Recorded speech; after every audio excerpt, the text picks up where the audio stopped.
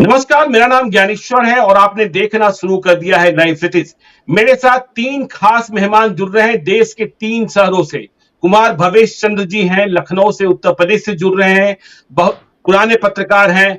आज अखबार से पत्रकारिता शुरू की, अमर उजाला के संपादक रहे। चंदन यादव भी दिल्ली से जुड़ रहे हैं, वरिष्ठ पत्रकार हैं।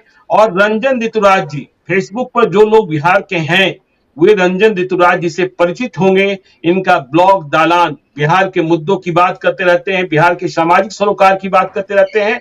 तो सभी अतिथियों का स्वागत करते हुए, देखिए जी बिहार नमस्कार। की सियासत गर्म है। और आज हम देश के दूसरे शहरों में इसलिए जा रहे हैं कि जो बिहार में कास्ट सर्वे की रिपोर्ट आई है, इसे लेकर बाबेला मचा है।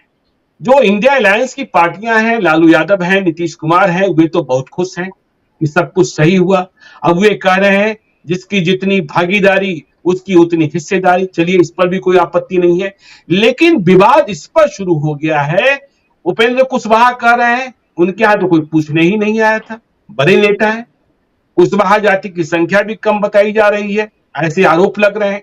सवर्णों की संख्या तो 1931 में जो सेंसस हुआ था उससे भी कम हो गई, वहां भी विरोध है। लेकिन एक बात जो नोटिस करने लायक है और जिससे लेकर लग रहा है कि कहीं ना कहीं कुछ दाल में काला है, तो इसलिए हमने देश के विभिन्न शहरों में जाना मुनासिब समझा, क्योंकि ऐसा कोई शहर नहीं है जहां बिहारी न हो। दिल्ली तो भरा ही पड़ा है। दिल्ली की बात कर लें, मुंबई की बात कर लें, झारखंड की बात कर लें, झारखंड तो मेरा अपना ही था। चाहे सूरत की बात कर लें, पंजाब की बात कर लें, कि जो बिहार कास्ट सर्वे की रिपोर्ट आई उसमें यह बताया गया कि बिहार के 53 लाख, मात्र 53 लाख लोग ही बिहार से बाहर रहते हैं। देखिए, ये हैरत करने वाली बात, ये आश्चर्य करने वाली बात है। जब 2011 में सेंसस हुआ था तो ये संख्या बताई गई थी बिहार के, वे लोग जो बिहार से बाहर रहते हैं, 93 लाख। 40 लाख कम हो गए। क्या हम ये मान लें कि ये 40 लाख लोग बिहार लौट आए? क्या हम ये मान लें कि बिहार से पलायन कम हो गया? क्या हम ये मान लें कि बिहार में रोजगार के अवसर इतने अधिक पैदा हो गए कि अब उन्हें कहीं जाने की जरूरत ही नहीं है? या फिर जो आरोप प्रत्यारोप चल रहे हैं कि जो कास्ट सर्वे की रिपोर्ट आई है उसमें कहीं ना कहीं लोचा है? रंजन ऋतुराज जी, आपसे ही शुरुआत करते हैं। आपने इस बहस की शुरुआत भी की अपने सोशल मीडिया प्लेटफॉर्म पर कि आप तो अभी एनसीआर में हैं, नोएडा गाजियाबाद में हैं। और जब हम दिल्ली को देखते हैं, दिल्ली में तो बिहारी बिहारी, एनसीआर में ही। रंजन ऋतुराज जी, क्या बिहार सरकार के इस आंकड़े से आप सहमत हैं कि सिर्फ 53 लाख लोग? हमने कोरोना काल में देखा, हम बिहार से जाने वाली ट्रेनों को देखते हैं, हम छठ के समय देखते हैं, पंजाब के जो कारखाने हैं वहां देखते हैं, सूरत में जो कारखाने हैं वहां देखते हैं, मुंबई में देखते हैं। क्या आप सहमत हैं रंजन जी? सर, ये कोई भी आदमी जो बिहार से बाहर रह रहा है वो उसके लिए जी सहमत होना असंभव बात है। जी मैं आपको एक छोटा सा एग्जाम्पल अभी का दे रहा हूं कि सन 2020 के दिल्ली, एनसीआर में तो बहुत सारे शहर आते हैं, सिर्फ दिल्ली जी प्रदेश की बात करें तो हमारे पास करीब 11 परसेंट, यानी कि 11% से भी ज्यादा, 8 विधायक सिर्फ बिहार मूल के हैं, जिसमें संजय झा, वंदना कुमारी, सोमनाथ भारती, विनय मिश्रा, ऋतुराज गोविंद, राजेश ऋषि और दिनेश मोहनिया और अभय वर्मा और एक दो और होंगे। तो सर, ये जी असंभव बात है कि आप एक प्रदेश के 10, 12, 15% सीट पर एक दूसरे प्रदेश के लोग आकर जीत रहे हो। ये आंकड़ा, और उसके साथ ही आपका जो ईस्ट दिल्ली है वहां के भी सांसद आपके बिहार मूल के हैं, मनोज तिवारी सर। तो ये जी आंकड़ा कहीं से पच नहीं रहा है सर। जी। जो तो आपको लगता है कि और लोचा हो गया बिहार? आप तो दिल्ली में रहते हैं, एनसीआर में रहते हैं, आप तो नोएडा की लिट्टी दुकान की बात भी करते हैं, लिट्टी चोखा, जहां आप तुलना करते हैं कि बिहार में पटना से साफ सुथरा लिट्टी खाना हो तो क्या तहजीब और क्या पेशगी है, वो नोएडा में आकर के देखिए। तो ये जो लोचा है, आप क्या मानते हैं कि बिहार से बाहर रहने वाले बिहारी लोग, इनकी संख्या कम से कम कितनी होनी चाहिए? क्योंकि आप देश भर में घूमते भी रहते हैं। सर, छपरा के सांसद राजीव प्रताप रूढ़ी सर भी इसी मुद्दे पे काफी बहस कर चुके हैं और हम दोनों मिले भी हैं इस मुद्दे पे। और हम लोगों का जी, आंकड़ा ये 2 करोड़ से ऊपर का है सर, जो व्यक्तिगत 2 करोड़ अनुभव से है ऊपर हम का। दो। जी हाँ, 2 करोड़ से 4 करोड़ के बीच में होना चाहिए। मैं एग्जाम्पल देता हूँ सर। सर जी, 2019-20 में दिल्ली एम्स में बिहार के लोगों द्वारा अपनी इलाज करीब 3.7 लाख, यानी कि 3,70,000 लोगों ने दिल्ली एम्स में बिहारी मूल के लोगों ने इलाज करवाया है। अब ये छोटे छोटे डेटा आपके लिए काफी है। उसके साथ नहीं साथ आपकी ऋतुराज जी, दस यहाँ तो बारह मैं यहाँ ऋतुराज जी, यहाँ तो मैं सहमत नहीं होता हूँ, क्योंकि एम्स तो इलाज कराने के लिए लोग बिहार से भी सर जाते हैं सर मैं और चले उस आते हैं। मैं एक डेटा दे रहा हूं, दूसरा एग्जाम्पल जी, दे रहा हूं कि सर 4 लाख परिवार महाराष्ट्र सरकार ने 2011 में सर्वे किया था जिनका पूर्व निवास बिहार था। जी। तो यानी कि हाँ, ये अगर बड़ी उसी बात है, डेटा ये को बड़ी ले बात है ले ये। करीब 3 लाख, 3.25 लाख के आसपास परिवार ऐसे थे जिनका पूर्व निवास बिहार था। तो ये सारे छोटे छोटे डेटा जो हैं ये काफी है बताने के लिए। और सर एक और एग्जांपल दे रहा हूं। आप अभी छठ आने वाला है, आप सिर्फ ये देख लीजिए जी, कि कितनी ट्रेनें बिहार के लिए सारे प्रदेश से छठ को निकल रही हैं। Special train, I am not talking, मैं जी, कोई वैसे ट्रेन की बात नहीं कर रहा हूं जो रेगुलर चल रही है। ये डेटा जी, करीब 124 से 150 के आसपास ट्रेनें सिर्फ छठ के दौरान बिहार के लिए अन्य प्रदेश से चलेंगी। This is enough. ये डेटा अपने आप में काफी है सर। तीसरा, मैं चलिए लास्ट भवेश जी के एक पास और आना। पॉइंट मैं बताना चाह रहा हूं सर। जी, गोवा की पूर्व राज्यपाल मृदुला सिन्हा जो छठ के अवसर पे काफी सारे लेख लिखती थी, जी, उन्होंने एक लेख में लिखा कि सन 80 के आसपास यमुना के नदी के किनारे मुश्किल से 50 बिहारी छठ करते हुए पाए जाते थे। आज आप छठ की शाम को या छठ के अगले दिन सुबह वाले अर्घ के दिन आप हवाई सर्वे कर लीजिए, एनसीआर का कोई ऐसा पार्क नहीं है जहां 1,000 बिहारी नहीं एकत्रित होते हों। अब और क्या चलिए डेटा आपकी चाहिए बिहार सर? जी, आपकी बातों से मैं सहमत होता हूं, कहीं कहीं ना कहीं लोचा दिखता है। भवेश जी आपके पास आते हैं। क्या आप मानते हैं कि 2011 में जो संख्या 93 लाख 93 लाख बताई गई थी, वो घटकर सचमुच में 53 लाख हो सकती है? बिहार में रोजगार के इतने अवसर पैदा हो गए हैं, बिहार से पलायन बंद हो गया है, बिहार सरकार ने इतने कल्याणकारी कार्यक्रम लाए हैं कि अब बिहार से बाहर जाने की जरूरत ही नहीं रह गई है। पंजाब नहीं जाना है, राजस्थान नहीं जाना है, कहीं जाना ही नहीं है। ज्ञानेश्वर, मुझे लगता है ये राजनीतिक सवाल है। जिस तरह जी, से इस सवाल को उठाया गया, और ये सिर्फ एनडीए और उससे जुड़े हुए गठबंधन के दल जो हैं उठा रहे हैं, और जी, निश्चित रूप से ये राजनीतिक सवाल है, क्योंकि भारतीय जनता पार्टी और उनके नेताओं को लगता है कि वो पहले तो वो चाहते थे, बिहार सरकार जब उनके साथ थी, नीतीश कुमार के साथ थे, तब वो जनगणना के पक्ष में थे, इस तरह के जातीय सर्वेक्षण किया जाए इसके पक्ष में थे। लेकिन अब राजनीति बदल चुकी है। नीतीश कुमार ने काम सियासी लड़ाई, राजनीतिक लड़ाई और कानूनी लड़ाई सब लड़ने के बाद उन्होंने एक आंकड़ा पेश कर दिया।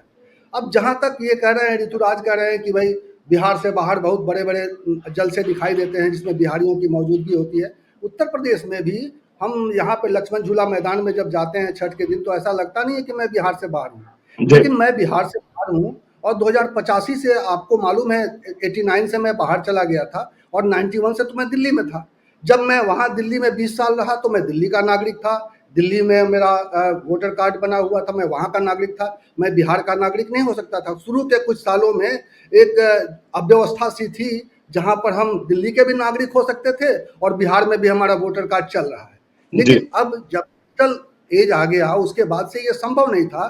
तो मुझे लगता है कि अब बहुत सारे बिहार के लोग जो मुंबई में चले गए हैं, जो दूसरे राज्यों में चले गए हैं, जो विदेश चले गए हैं, वहाँ की नागरिकता हासिल कर चुके हैं, वहाँ रह रहे हैं। और इसीलिए मैं अभी लखनऊ में 2010 से हूँ, और मैं लखनऊ का नागरिक हूँ। लखनऊ में मेरा वोटर कार्ड बना हुआ है, लेकिन मैं मूल रूप से तो बिहार का ही हूँ ना। जी, मैं अभी भी शादी विवाह होता है तो मैं घर जाता हूँ, कई बार बड़े बड़े त्योहार में भी वहाँ जाना होता है, अच्छा भी लगता है। लेकिन मेरी गिनती तो नहीं होगी वहाँ पर। मुझे लगता है ये आंकड़ा कंफ्यूज करने के लिए बताया जा रहा है, ये राजनीतिक रूप से प्रेरित है। और नीतीश कुमार के जो काम हैं उसको छोटा दिखाने की कोशिश है। लेकिन अब ये राजनीतिक बयार बहुत आगे निकल चुकी है, इसको लेकर जितने गलत बयानी की जाएगी उतने ज़्यादा फंसेगी बीजेपी। मुझे लगता है ये अब ये जो कहा जा रहा है, मैं रविशंकर प्रसाद का आज प्रेस कॉन्फ्रेंस भी सुन रहा था, वो कह रहे थे कि मेरे घर में नहीं आया। आपने बताया कि उपेंद्र कुशवाहा कह रहे हैं कि मेरे घर में नहीं आया, लेकिन ये ये कह के मुझे लग रहा है कि इस पूरी व्यवस्था को वो, जिस व्यवस्था में कभी वो खुद शामिल रहे हैं, वो उसको झुठला रहे हैं। इतना इतना गलत आंकड़ा नहीं हो सकता है। एक सरकार चल रही है और इतनी बड़ी लड़ाई के बाद अगर ये बात कहने के लिए तो कोर्ट में जाए ना, कोर्ट में गए थे ना रुकवाने के लिए ये लोग, तो कोर्ट में जाना चाहिए। मुझे लगता है ये राजनीतिक बातें हो रही हैं और इसको राजनीतिक रूप से भ्रम पैदा किया जा रहा है। बिहार के बहुत सारे लोग बिहार के दूसरे राज्यों में जाकर अस्थायी रूप से बस गए हैं, लेकिन बिहार से उनका नाता नहीं टूटा है, झारखंड से उनका नाता नहीं टूटा है। जहाँ का जो रहता है मूल निवासी, वो अभी भी गर्व से कहता है, मैं गर्व से कहता हूँ कि मैं बिहारी हूँ, लेकिन मैं उत्तर प्रदेश का नागरिक हूँ। इस वक्त मैं दिल्ली का नागरिक रहा 20 साल तक, तो इसको इनकार नहीं किया जा सकता है कि आज कर्नाटक में भी बिहार के नागरिक हैं, महाराष्ट्र में भी बिहार के बहुत सारे लोग हैं, कामयाब हैं, बड़े बड़े पदों पर हैं, बड़े सिनेमा स्टार हैं। वो क्या आपको लगता है कि बिहार का आधार कार्ड लेके घूम रहे हैं, बिहार का वोटर कार्ड लेके घूम रहे हैं? मनोज वाजपेयी के पास बिहार का आधार कार्ड वो और वोटर कार्ड है, तो उनको आप बिहारी मान? लेकिन भवेश जी, हमें आप ये बताइए, आपने कहा कि ठीक है आप उत्तर प्रदेश के नागरिक हो गए, आप दिल्ली के नागरिक हो गए, चलिए आप मिडिल क्लास फैमिली की बात कर रहे हैं, लेकिन जो लेबर क्लास है इस तरीके की संख्या दिखाई पड़ती, क्या आप इससे सहमत होंगे कि बिहार से पलायन भी कम हो गया है? नहीं, पलायन का देखिए अलग आंकड़ा होगा, पलायन हो रहा होगा निश्चित रूप से। ये उत्तर प्रदेश जैसा बड़ा प्रदेश जहाँ पे बहुत बड़े बड़े दावे किए जाते हैं, यहाँ से लोग पलायन कर रहे हैं, तो पलायन से आप इनकार नहीं कर सकते कि उत्तर प्रदेश बिहार से पलायन नहीं हो रहा है, पलायन हो रहा है। लेकिन मैं ये कह रहा हूँ, सिस्टम की बात कर रहा हूँ कि आज अगर कोई बिहार से मजदूर जाकर चंडीगढ़ में नौकरी करता है, तो 6 महीने में अगर वो वहाँ का आधार कार्ड बनवाना चाहेगा और वहाँ का अगर वो वोटर कार्ड बनवाना चाहेगा तो उसके लिए बहुत मुश्किल नहीं है। पहले 10 साल पहले ये मुश्किल था। और जो बात कर रहे हैं ऋतुराज की, इतने सारे विधायक वहाँ राजनीति में दिल्ली में चुनाव लड़ रहे हैं, वो क्या बिहार के वोटर कार्ड से भी वहाँ पे लड़ रहे हैं कि वो दिल्ली के नागरिक हो चुके हैं, जिसकी बात कर रहे हैं सब लोग? तो ये भ्रम फैलाया जा रहा है, इस भ्रम में मत रहिए। ये आंकड़े गलत होंगे भी तो इतने गलत नहीं होंगे जितना भारतीय जनता पार्टी कह रही है, क्योंकि चलिए, आप कह रहे हैं भवेश जी, आप कह रहे हैं कि पॉलिटिकल बैटल है, तो आपको लगता है कि इस राजनीतिक लड़ाई में नीतीश कुमार और लालू यादव ने बीजेपी पर बढ़त हासिल कर ली है?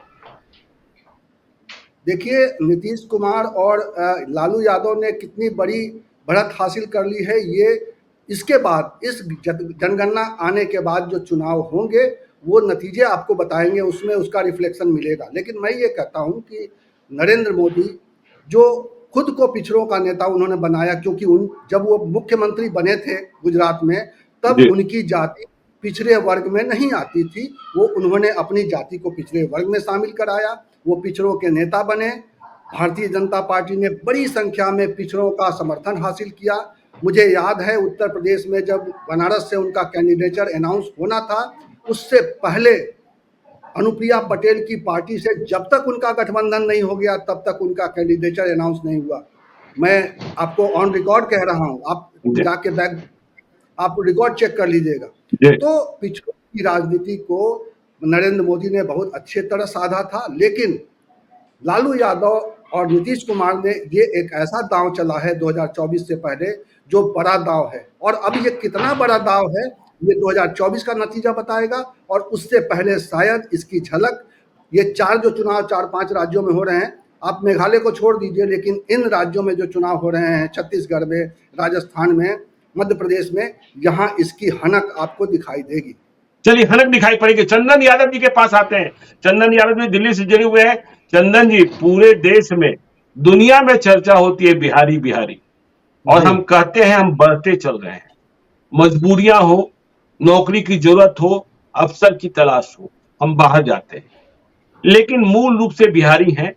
लेकिन एक विवाद तो पैदा हो ही गया ना, क्या आप भी भवेश जी की तरह सहमत हैं या आप रंजन ऋतुराज जी की तरह सहमत हैं? दिल्ली के हृदय स्थल में है, रोज लुटियंस में आप रहते हैं, चर्चाएं होती रहती है, क्या सचमुच दूसरे प्रदेश में जाकर रहने वाले बिहारी जो अस्थायी तौर पर हैं, हम बेंगलोर चले जाएं, हैदराबाद चले जाएं, चेन्नई चले जाएं, वहां बड़ी संख्या में नौकरी करने वाले लोग होते हैं, पढ़ने वाले लोग होते हैं। मैं भुवनेश्वर जाता था, मेरा बेटा पढ़ता था, हर दूसरा विद्यार्थी बिहार का दिखाई पड़ता था। क्या बिहारियों की संख्या दूसरे प्रदेश में रहने वालों की संख्या कम हो गई है, या फिर सचमुच ये राजनीतिक प्रतिनिधित्व है? जी, नमस्कार सबको। नमस्ते। ये जो मुद्दा जो उठाया गया ना कि ये संख्या में मिसमैच है, जी, मतलब जो आपने भी ज्ञानेश्वर जी बताया कि 2011 में 11 में 93 93 लाख और अभी 53 लाख। 93 लाख था और अभी जो है 53 लाख है। ये 40 लाख जी। का जो अंतर है, ये हम्म, सही में अगर हम एज ए बिहारी हम बात करें तो ये चिंता की बात तो है कि ये कम कैसे हो, हमें इसका पता तो करना चाहिए। लेकिन एक चीज ये जी, भी देखिए कि कास्ट सेंसस कितना जरूरी है, कितना जरूरी था। अगर ये नहीं होता, जिसको कि ये तो सर्वे है, सेंसस जो कि 2021 में होना था वो अभी तक नहीं हुआ, और अगर जी, सेंसस को एक संवैधानिक मान्यता भी है, वो हो जाता तो पूरा क्लियर पिक्चर आ जाता। जिसको कि रंजन जी जो कह रहे थे कि राजीव प्रताप रूडी जी से मिलकर उन्होंने इस मसले को डिस्कस किया, तो मुझे लगता है कि इनको खासकर, चलो अभी सही, इनको कास्ट सेंसस करवाने के लिए, जो सेंसस होता है वो तो 2021 में होना था, वो करवा, उनके लिए दबाव डालना चाहिए, और सेंसस के साथ कास्ट वाला जो है ये भी करवा लें तो सब कुछ क्लियर हो जाएगा। अब आते हैं ये इस आंकड़े पे, देखिए क्या है ना कि मुझे लगता है कि इस जानकारी को थोड़ा सा जो है ना तोड़ मरोड़ के पेश किया गया है इसको लेके, जी, क्योंकि देखिए दो चीजें हो सकती है। एक तो ये होगा कि उसमें कैसे उसको क्लासिफाई किया गया।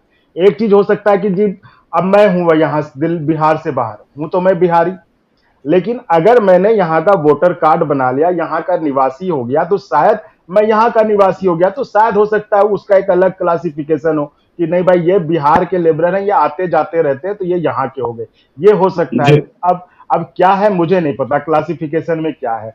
दूसरी चीज, अगर हम माने कि बिहारियों की संख्या, तो मुझे संख्या पे विश्वास नहीं होता, मुझे भी विश्वास नहीं होता, ये सही बात है, क्योंकि Indian institute of public administration जो है उसका जो आंकड़ा था 2009-10 में, उसके हिसाब से जी, 4.42 मिलियन पीपल बिहार को हर साल छोड़ते हैं, बिहार से जी, बाहर।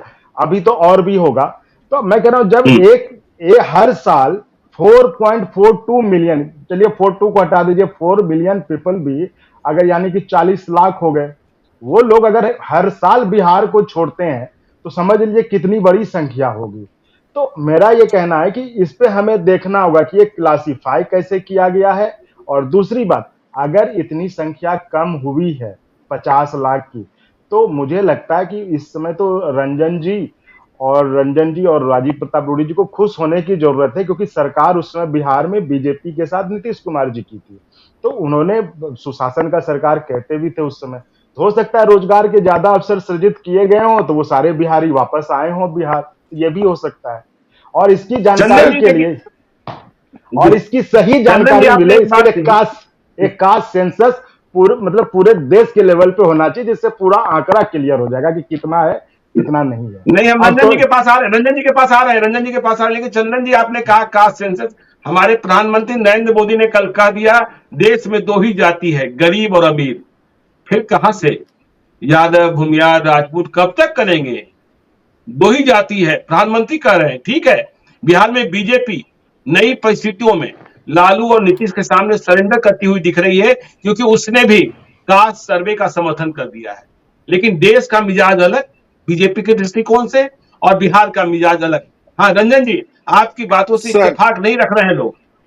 सर पहला तो हम लोग थोड़ा सा बहस अलग कर दिए। आपका मेन मुद्दा था अप्रवासी बिहारी का, जी, जिसको एनआरबी, भाजपा और एनआरबी। हाँ हाँ एनआरबी, और जिसको जी, भाजपा और कास्ट सेंसस से जोड़ने की बात ही नहीं है। कास्ट सेंसस जी, अपनी जगह सही है, अंग्रेज सही थे, उन्होंने करवाया, पटेल जी के पास गया, पटेल जी ने रिजेक्ट कर दिया, उसके बाद से नहीं नहीं नहीं नहीं रंजन हुआ। जी, नहीं नहीं रंजन जी, इसमें राजनीति नहीं है, क्योंकि कास्ट सेंसस के नहीं नहीं मसले मैं पे, नहीं नहीं सुन तो लीजिए, सारी पार्टी बिहार में एक है, इवन बीजेपी भी बिहार में, भले प्रधानमंत्री जी कल कुछ भी मैं कहे हो, वो लेकिन सही सच है तो यही या है चलिए ना।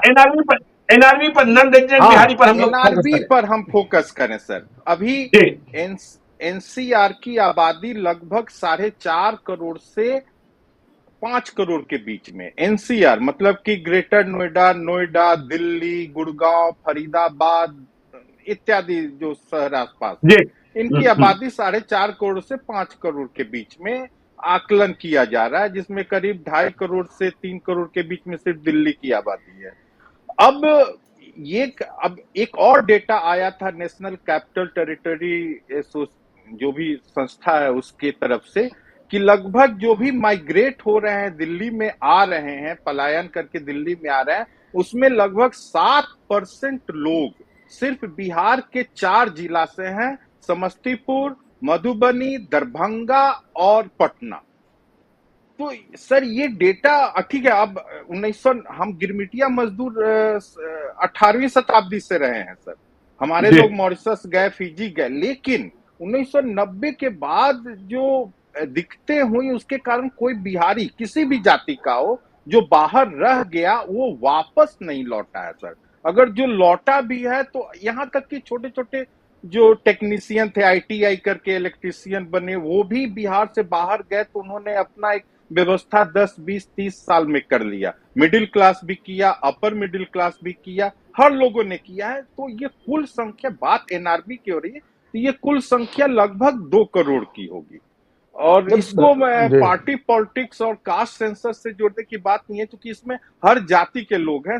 आज से 23 साल पहले मैंने टाइम्स ऑफ इंडिया में पढ़ा था कि सबसे ज्यादा माइग्रेशन बिहार के सबसे ज्यादा डेवलप पटना शहर से है, और उसी के साथ साथ कोसी का जो बेल्ट है जो सबसे ज्यादा दुखी रहा कोसी के कारण, वहां से भी सबसे ज्यादा है। तो आप नहीं रंजन जी, वो बड़ा ही लेकिन एक मिक्स बात हम डेटा जी। नहीं रंजन जी, एक बात हम समझना चाहते हैं। भवेश जी ने यह मुद्दा उठाया, मैं भी समझना चाहता हूं। मान लीजिए मैं अपने पर ही लेता हूं, मेरी बेटियां बिहार से बाहर हैं, उनका वोटर कार्ड, उनका आधार कार्ड दूसरे प्रदेश में बन चुका है, वहां वो रोजी रोटी कमा रही हैं या शादी ब्याही हुई हैं, क्या उन्हें भी अब बिहार का नागरिक माना जाएगा? इस सर ये कास्ट जी, सर एक बहुत ये जो मूल कास्ट सर्वे मुद्दा हुआ उसमें क्या उन्हें बिहार का नागरिक माना जाना चाहिए था? सर, बहुत संविधान ने आपको 180 दिन आप कहीं भी रहते हैं भारत में, आप जी स्वतः वहां के मतदाता बन जाते हैं। तो जी इसका ये मतलब नहीं हुआ सर कि हमने नोएडा में प्रॉपर्टी खरीद ली या इंदिरापुरम में खरीद लिया या बॉम्बे में खरीद लिया तो हम बिहारी नहीं रहे। ये थोड़ा कहीं ना कहीं हमारे सेंटिमेंट से भी जुड़ा हुआ है सर। ये सिर्फ बात भाजपा, कांग्रेस, आरजेडी की नहीं है, मैं बात एनआरबी की कर रहा हूं। हमारी पहचान यहाँ बिहारी के रूप में है, अगले 30 साल तक रहेगी। तीसरी पीढ़ी जाकर वो दिल्ली की कहलाएगी या बॉम्बे की कहलाएगी। दो तो रंजन जी खुद को रंजन जी आप सही कह रहे हैं। ठीक, हम लोग भी एज ए बिहारी ही बात कर रहे थे। ये चिंता की बात है ना, ये 53 लाख जो माइनस जो ये डिफरेंस ये कहाँ गए, ये पता कैसे चलेगा? 40 लाख ये कहाँ गए, ये पता कैसे चलेगा? ये तो पता चलना चाहिए ना। आपने सही बोला, भाई हम बिहारी होने के नाते तो हम सब चिंतित है भाई ये कहाँ गए, ये तो हमारे भाई बंधु थे। तो आप सोचिए अगर ये सर्वे नहीं होता तो हमें ये पता भी नहीं चलता, ये हमारे तक कहाँ थे कुछ पता नहीं। अब देखिए दो ही स्थिति हो सकती है, एक या तो वो सुशासन में वापस आ गए हो, उनको रोजगार मिल गया हो, दूसरी स्थिति या वो मतलब गायब हो जैसा आप करें, या फिर हमें देखना होगा या फिर हुए हैं ना वापस आए ना रोजगार मिला है। ये बात देखिए चंदन जी, हाँ ये बात पता करना होगा, तो ये तो पता करना होगा। मैं यही कह रहा हूँ जी। भवेश जी आप कुछ कर रहे हैं? हाँ, मैं ये कह रहा हूँ कि ये मुद्दा देखिए दो तरह से देख रहे हैं इसको। अगर आप ये आंकड़ा, मुझे मालूम नहीं है कि जो आंकड़े प्रकाशित हुए हैं जातियों के अलावा उसमें आंकड़ा किस तरह से मतलब बताया गया है कि इतने लोग बिहार में वापस आ गए हैं, इसका आंकड़ा है। नहीं ये बताया नहीं गया, ये तो बताया ही नहीं गया। वोटर हैं लेकिन बिहार से बाहर रह रहे हैं, इस तरह का आंकड़ा है ये जी। तो मेरा ये कहना है कि वो अभी जो मौजूद है, हमारे घर से बहुत सारे लोग बाहर निकले और वहाँ पर नौकरी कर रहे हैं तो वहाँ के नागरिक बन गए और वहाँ रह रहे हैं। अब बिहार से सिर्फ अपना ये नाता है कि वहाँ अपना घर है, अपने परिवार के लोग हैं और इसी रूप में हैं हम बिहारी। तो मैंने कहा ना कि हम बिहारी तो इस जन्म में रहेंगे, हमारे जी। बच्चे भी शायद बिहार कहलाएंगे और वो शायद बिहार में उनका जन्म नहीं हुआ, उनको दिल्ली के अस्पताल में या लखनऊ के अस्पताल में जन्म हुआ, तो वो वहाँ के नागरिक कहलाएंगे, लेकिन वो भी मूल रूप से कहे जाएंगे कि भाई बिहार के लोग हैं, ये बिहार से रहने वाले हैं। वो तो ये मॉरिशस के बात राष्ट्रपति भी कहते हैं, वो तो मॉरिशस के राष्ट्रपति भी कहते हैं। जी, तो हाँ। वो तो एक वो भावना है हमारी कि हम मूल रूप से बिहार के रहने वाले हैं, हमारे पूर्वज बिहार के थे और हम भी बिहार के, और एक जनरेशन कम से कम हम ये मानेंगे कि हमारे बच्चे कम से कम वो बिहार के माने जाएंगे। अब उनके बच्चे होंगे, खुद को बिहारी बताएंगे कि नहीं बताएंगे, वो खुद को उत्तर प्रदेश का या दिल्ली का या कहाँ, जहाँ भी हमारा बेटा अभी रह रहा, वो कर्नाटक में रह रहा है, एक बेटा कर्नाटक में रह रहा है, दूसरा बेटा महाराष्ट्र में रह रहा है, तो अब वो वहाँ का नागरिक हो जाएगा, वहाँ उसके बच्चे होंगे। तो ये एक अलग सवाल है। जो सवाल उठाया जा रहा है कि ये जो आंकड़े फर्जी हैं, ये जो तस्वीर आई है, ये तस्वीर, इसका कोई मायने नहीं है, ये सियासत से प्रेरित है। मैं कह रहा हूं कि ये सियासत से प्रेरित है और पूरी तरह सियासत से प्रेरित है। इसमें लड़ने की बात नहीं है बिल्कुल। बिहार का नागरिक बिहार के लिए हमेशा एक अच्छा सोचेगा। हम लोग बिहार से मुझे तो 30-35 साल हो गए लगभग, मुझे ध्यान नहीं आता, 89 में मैं बाहर चला गया था। आज अखबार से ही नौकरी करते करते मैं गुवाहाटी चला गया, वहाँ 2-3 साल रहा। 91 से मैं दिल्ली में रहा, उसके बाद तीसरा मेरा प्रवास जो है लखनऊ में हूँ। 2010 से मैं लखनऊ में हूँ। तो ये जो भ्रमण है नौकरियों के सिलसिले में, ये भ्रमण अब ज़्यादा अस्थायी हो गया है, क्योंकि मैंने आपको पहले ही बताया कि ये अस्थायी तो इसलिए आया है क्योंकि अब सिस्टम डिजिटल हो गया है, अब आसान हो गया। पहले इतना मुसीबत कौन ले कि बिहार से निकले हैं तो बाहर वोटिंग कार्ड बनवाए, किस तरह के दस्तावेज मांगे जाएंगे। आज ये इतना मुश्किल नहीं रहा। जब से चुनाव सुधार हुए तब से आपका वोटर आई कार्ड बनना आसान हो गया, आधार कार्ड बनना भी आसान है। मकान मालिक आपको अगर लिख के दे देगा, आप किराए पे आइए ना, मैं लखनऊ में आपको मकान दिलवाऊंगा, आपका जो किरायानामा है, किरायादारनामा जो आपका होगा, उसके आधार पर आपका आधार कार्ड लखनऊ का बन जाएगा, परसों से बन जाएगा। ये इतना आसान हो गया है। इसलिए अगर ये आंकड़ा आया भी है तो मैं मानता हूं कि इसमें थोड़ी सच्चाई भी होगी, लेकिन अगर गड़बड़ी है तो इसका मतलब नहीं कि अब सारे आंकड़े झूठे हैं, सारे किताबी हैं और सारे पर सवाल उठा दीजिए और ये सवाल उठा दीजिए कि ये बिल्कुल बकवास की प्रैक्टिस थी और ये बिल्कुल, ये जो पैसा खर्च हुआ है सरकार का, ये इसी आंकड़ा पे सर कोई सवाल नहीं उठा रहा है। जो सच है वो 2-4% इधर उधर सच ही रहता है। लेकिन बात यहाँ सिर्फ एनआरपी, जो चंदन जी ने बात एक सही की कि हो सकता है कि उनका क्लासिफिकेशन अलग हो, that can be one of the reason की हम 53 लाख पे ही हैं, लेकिन 53 लाख नहीं है सर, ये लगभग 2 करोड़ है सर। अरुणाचल प्रदेश में मेरी कंपनी काम करवा रही थी और वहां से मुझे मैसेज आया कि यहाँ पे छपरा बाजार है, जो मेरे लिए अकल्पनीय थी आज तक। नहीं, मैं कश्मीर गया था, मैं कश्मीर गया था रंजन जी, और डल लेक के बाहर जब मैंने देखा तो जितने भूंजा बेचने वाले हैं डल लेक के किनारे, वो सारे छपरा के रहने वाले लोग हैं और अस्थायी हैं। खैर चलिए, अब हम फाइनल रिमार्क्स पर आते हैं और शुरुआत करते हैं रंजन जी से, क्योंकि सामाजिक बुनावट को समझते हैं बिहार की। देखिए, ये जो कास्ट सर्वे की रिपोर्ट आई, 63% पिछड़े और अति पिछड़े, 10.5% के करीब ही संबंध रह गए। लालू यादव ने नया राग छेड़ दिया, बिहार में आरक्षण का दायरा बढ़ाया जाएगा। आरक्षण का दायरा बढ़ेगा। क्या इसे हिंदू कार्ड का जवाब मानते हैं रंजन जी, या इसे समय की जरूरत मानते हैं? सर मेरा अगर मानिए तो हम पिछला कम से कम 500 पोस्ट लिख चुके हैं कि बिहार को सही में अगर हमको समझना है, सही में आगे बढ़ाना है, तो उसका एक ही उपाय है, लघु और सूक्ष्म उद्योग, जो आज आपके पास यूपी में है। भदोई से लेकर नोएडा तक कोई ऐसा शहर नहीं है जहां एक लघु और सूक्ष्म उद्योग है, क्योंकि सरकार के पास कहां से नौकरियां आएंगे सर? नौकरियां नहीं है सरकार के पास। आप देखिए 6 लाख लोग सिपाही भर्ती के लिए लगे हुए हैं, कितने उसमें सिपाही बनेंगे और बाकी लोग कहां जाएंगे? अल्टरनेट मेरिट 10% लोग मेरिटोरियस होंगे हर जाति में, उनको सरकारी नौकरी आप दे दीजिए, बाकी के। लेकिन चलिए रंजन जी, देखिए हम अंत की ओर बढ़ते हैं। बिहार में सरकारी नौकरी वाले को ही सबसे ज्यादा दहेज मिलता है, इस बात से भी आप सहमत होंगे। हाँ, तो चंदन जी आप बताइए, आरक्षण का दायरा बढ़ाया जा रहा है बिहार में, लालू यादव ने ऐलान कर दिया है, और लालू यादव जब बोले हैं तो नीतीश कुमार की रजामंदी होगी ही।